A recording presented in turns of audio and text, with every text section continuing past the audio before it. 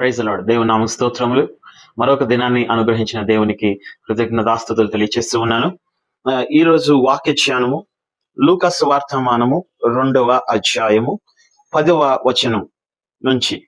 అయితే ఆ దూత, భయపడకుడి, ఇదిగో ప్రజలందరికీ కలగబోవు మహా సంతోషకరమైన సువార్తమానము నేను మీకు తెలియజేయుచున్నాను.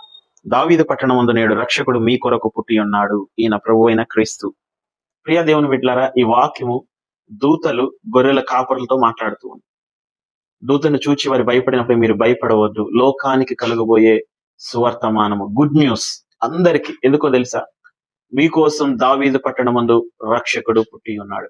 ప్రియ దేవుని బిడ్డలారా, ఆయన రక్షకుడు అంటే పాపం నుంచి మాత్రమే కాదు, అనేకమైన వాటి నుంచి మిమ్మల్ని రక్షించడానికి మీకోసం ఈ లోకానికి దిగి వచ్చాడు. ఆయన గురించి రాయబడి ఉంది, నక్కలకు బొరీలు ఉన్నాయి, ఆకాశ పక్షులకు గూళ్ళు ఉన్నాయి, కానీ మనుష్య కుమారునికి తలవాల్చుకునే స్థలం లేదు అని.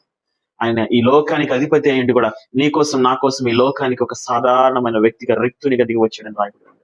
ప్రియ దేవుని బిడ్డలారా, మిమ్మల్ని అనేకమైన వాటి నుంచి, నువ్వు ఏ సమస్య నుంచి బాధపడుతున్నావో దాని నుంచి రక్షించడానికి రక్షకుడు నీ కోసం పుట్టి ఉన్నాడు, నా కోసం పుట్టి ఉన్నాడు.